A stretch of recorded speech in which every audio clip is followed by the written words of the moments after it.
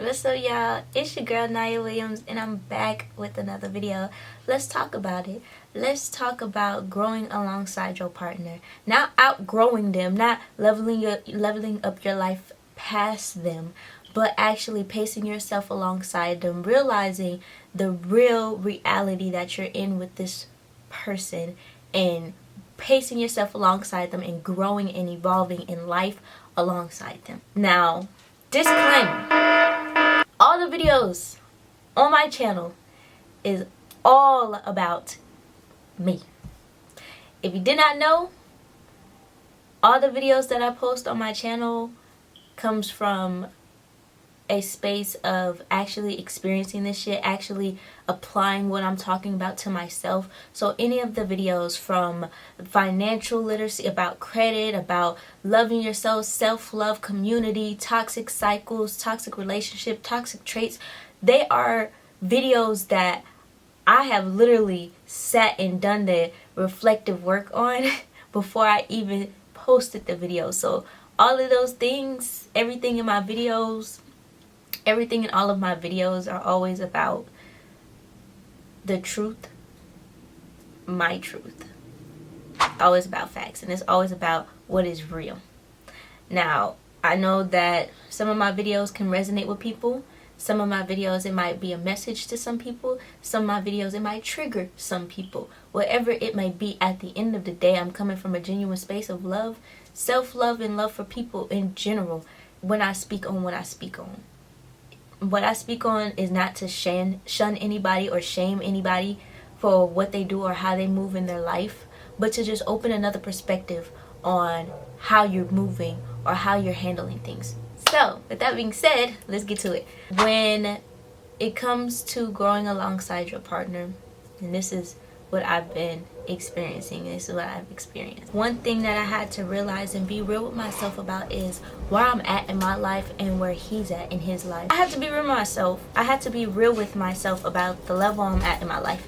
I know that I'm coming into different aspects of my creativity and my art and my business, but that doesn't make me this all high and mighty person that my man has to look up to me. He has to kiss my feet, bow down to me. I mean, look, he want to kiss my toes, go right ahead. You want to suck them too? Go right ahead. But I don't have this superiority complex where I feel like I am just this high-end person and I'm dating down and this man is worthless. No. When I realized that me and him are literally on the same level in our journey spiritually in life, I might know a little bit more than him, or I might know more things when it comes to certain aspects in life, and he may know more things when it comes to other aspects in life. But this is where we come together and we share information with each other. That is how we're able to grow alongside each other. We're consistently sharing information with each other. We're sharing our emotions with each other. We're sharing our experiences with each other. Not only that, but we're also able to build intimacy with each other. And there's so many different levels of intimacy, and I'm gonna share that with y'all.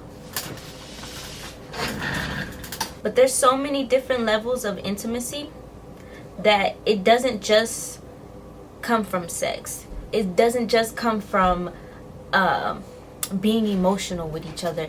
It comes from also sharing experiences with each other, also being able to share our spirituality with each other. I'm able to sit here and let him know about the chakras that I'm learning about tapping into my intuition and being in my femininity as a woman, and the planetary alignments and the moon phases and all different types of things that I'm tapping into. And he's able to share with me his financial literacy he's learning, him knowing how to discipline himself, and the credit information and the credit knowledge that he's coming across. Like, these are things that we share amongst each other that is able to build our bond even stronger. I have these notes right here that I'm going to share with you on ways to build intimacy in your relationship. Number 1, emotional intimacy. Sharing thoughts and feelings with each other, being vulnerable and self-disclosing, as well as practicing active listening, being curious and receptive. That right there, just the emotional part, we've grown a lot. When I tell you, I came from a space where I wasn't even listening to this man. I'm blowing his feelings off. He's looking at me like, what's wrong with this girl? I don't even want to tell her nothing. Like, there's tension between us when we talk. There's always this elevated tone when we're talking to each other. But now it's like we can actually sit down and listen to one another, listen to the words we're saying, correct our communication skills in the way that we speak individually and as a couple. So these are things that we constantly build on a consistent basis. This is not something that we just learn one time, okay, that's it, and we just gonna wing it from here. No, we constantly practice being open, being vulnerable, and sharing those thoughts with each other, sharing those emotions with each other, and being active listeners. And if there's a problem, then we know how to solve it. My mom always told me growing up, be a part of the solution, never the problem. So when I see that there's an issue when I'm having relationships with other people, and the first thing that comes up is like, okay, how do we solve this? And there's no form of communication to where we can, I automatically know I gotta get out of there. But when it comes to building alongside somebody that you want to spend the rest of your life with, that you want to actually be married to and in unity with, you have to be able to get through those tough conversations. It is not comfortable getting through those conversations, but it's necessary. It plays a very important part in the relationship. Another way to build intimacy in the relationship is experimental intimacy. Sharing experiences together, example, booking a trip, doing activities, cooking new dishes, doing sports, or starting a new hobby together. That right there, traveling together, cooking together, we've done that. When it comes to doing activities together, we do that too. When it comes to starting new hobbies with each other, we gonna get to that. We got plenty of time and plenty of opportunities to tap into those things. It's just about when the Most High aligns it for us to do those things. And there are so many other experiences that we have, but let me tell you, these types of experiences that I just listed off are healthy. The other type of experiences that a lot of couples have and that we end up having were a lot of trauma filled experiences. So we weren't always happy in the shit that we were doing.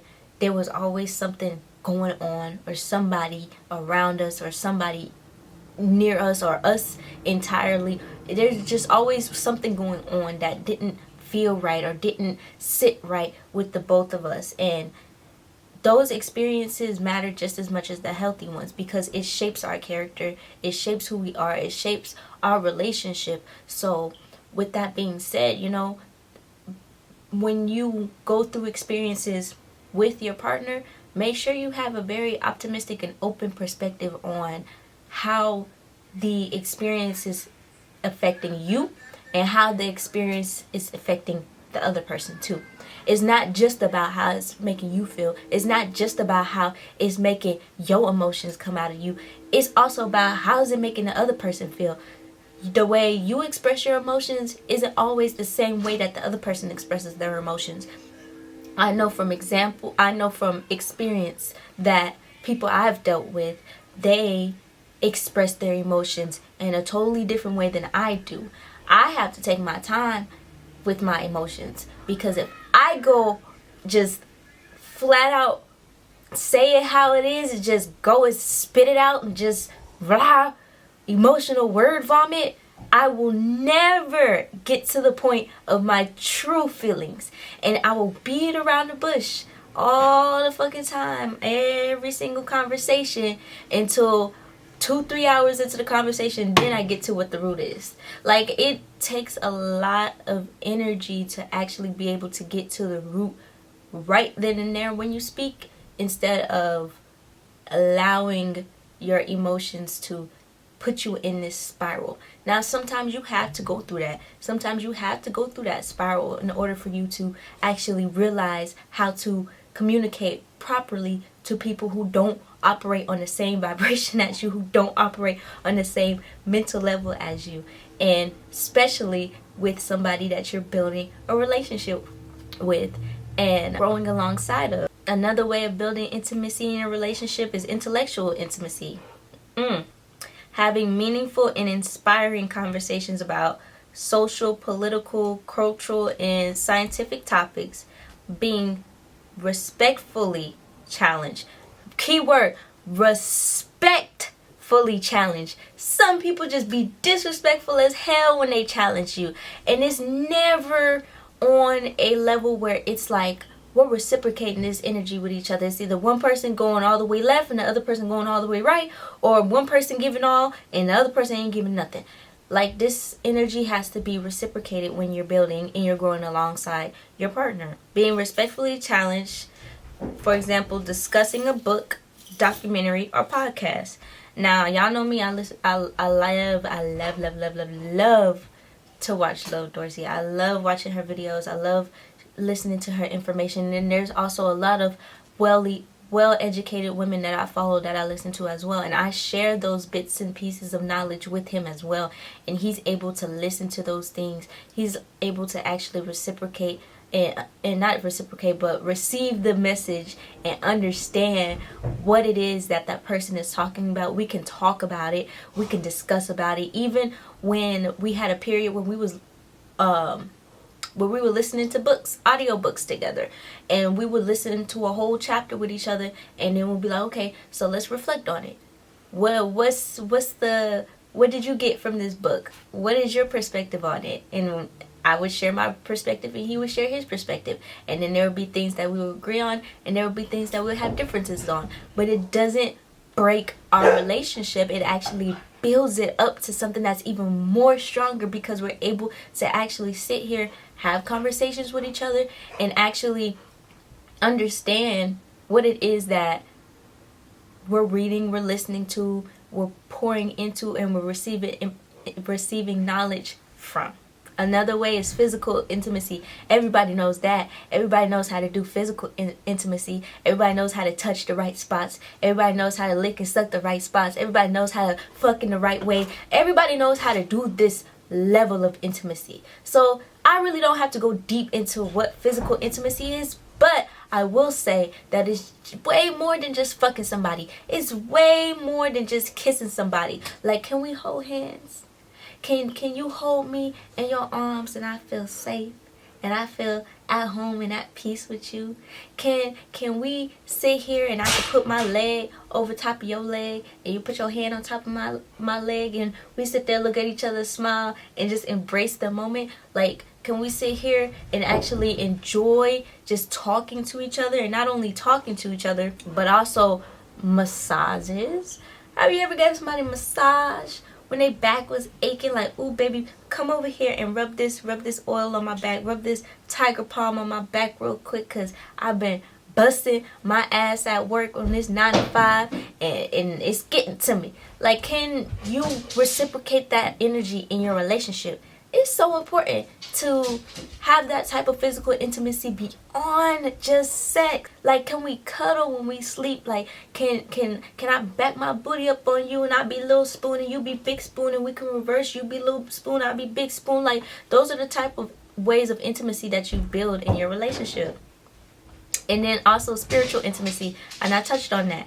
Sharing in or practicing spiritual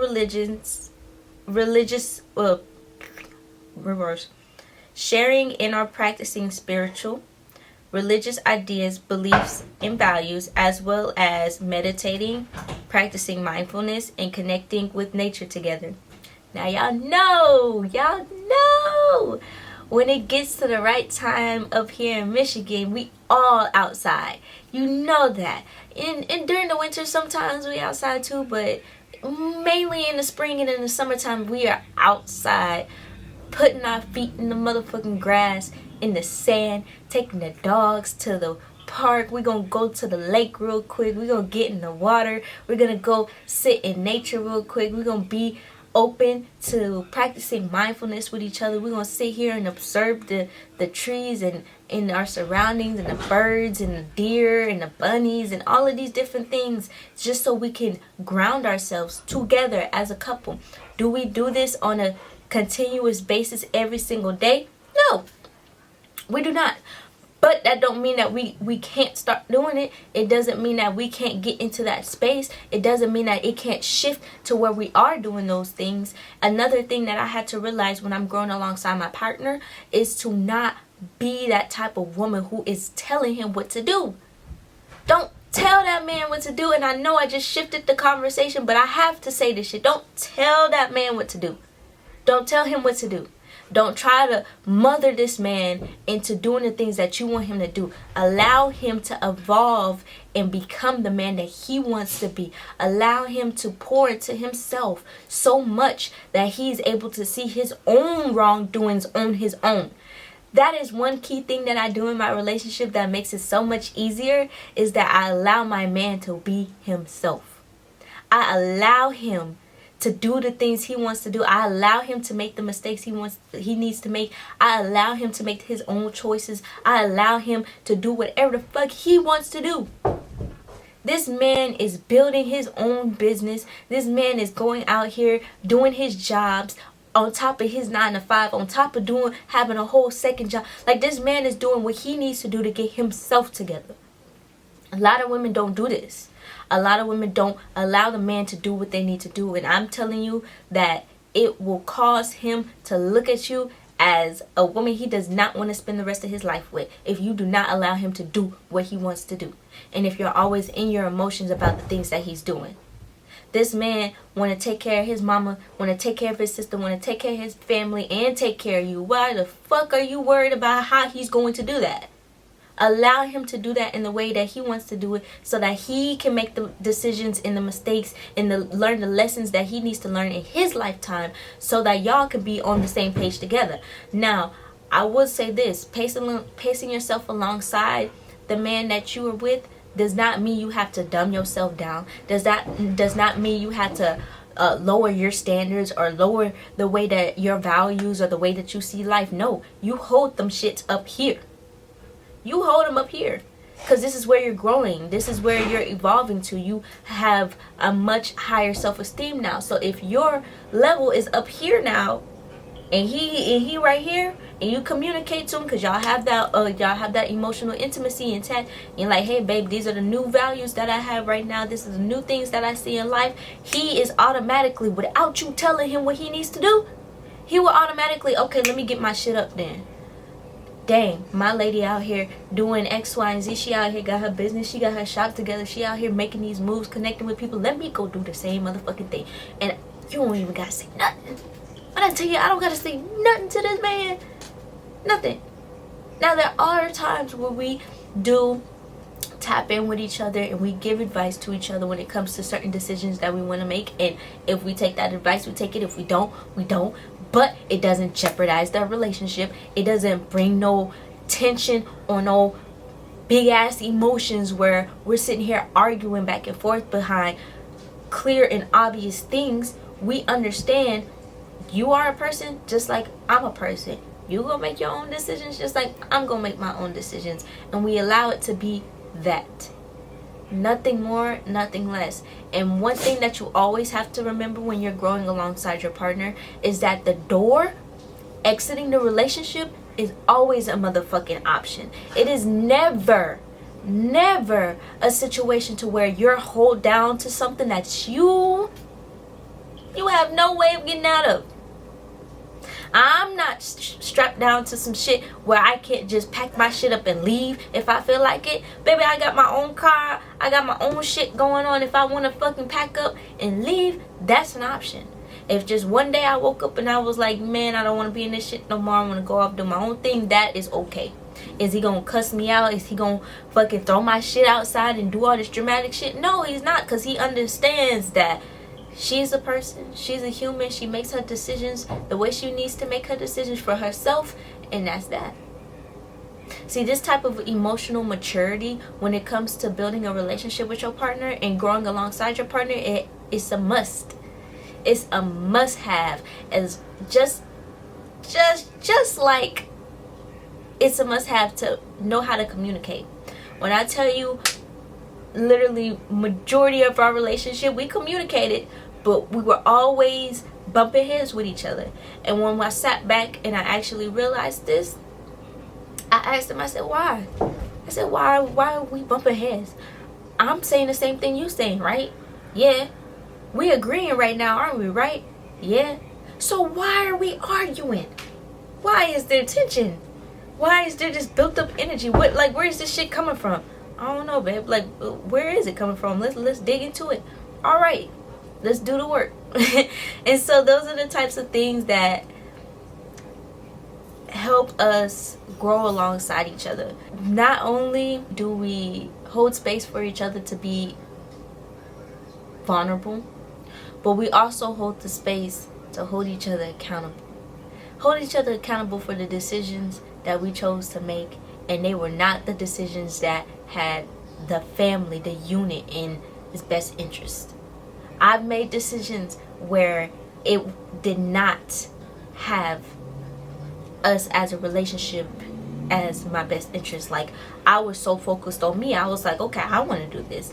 I want to go over here and fuck with this person and that person and bring these people over here and do this, instead of coming to him and conversating as a unit. Like, this is our home, this is our house. Like, it's not just me up in this bitch, it's the both of us. We built this shit, it wasn't just me. So now I have to consider my decisions when it comes to having this man involved. And when I tell you, a lot of women don't know how to do that because they're centered around themselves and they're very fucking selfish.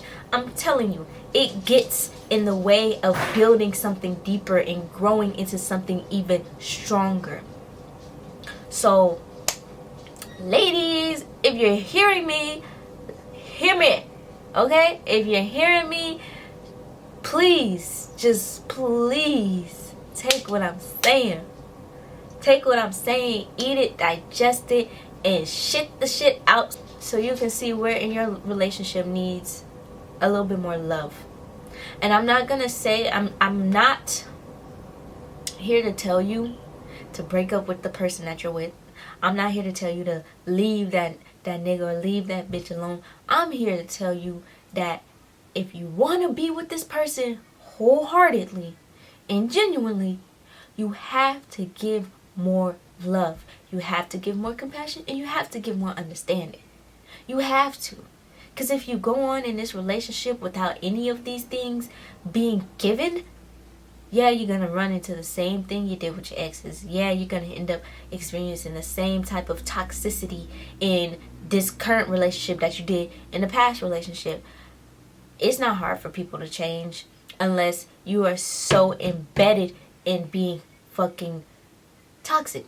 Another thing I would add before ending this video, it took me a lot to learn how to shut the fuck up. I'm so serious. It took me a lot to learn how to be like, girl, be quiet. You don't know what you're talking about. Girl, be quiet. Let that man do his thing. Girl, be quiet. Don't tell him nothing. Girl, be quiet. Because I always feel like I had to say something. Let me say something. I gotta say something. I gotta get this off my chest. Because if I don't, like, it does not have to be that way. It does not. And when I learned to actually sit back and be quiet and allow him to do what he needs to do to elevate himself, that's when he started to, catch up to me. Because I wasn't putting that distance between us by saying these things. I can obviously see where he might need some extra help, or he might need some guidance on here, or he might need some attention, more love in these areas. But I'm not here to mother him.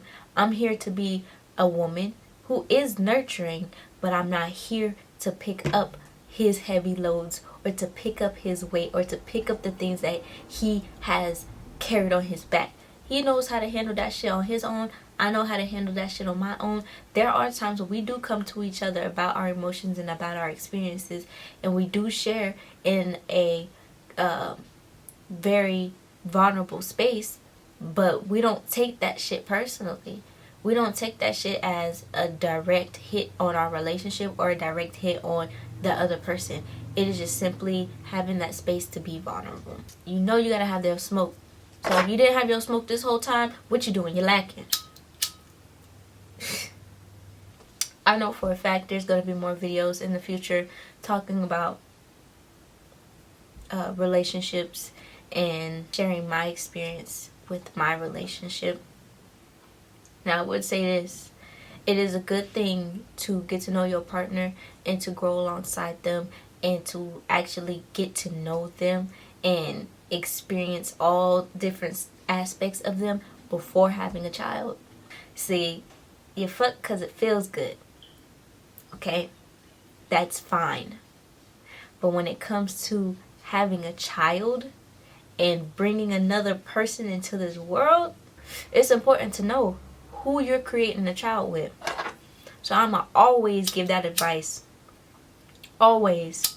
To know who the fuck you're having a kid with before having a kid with them.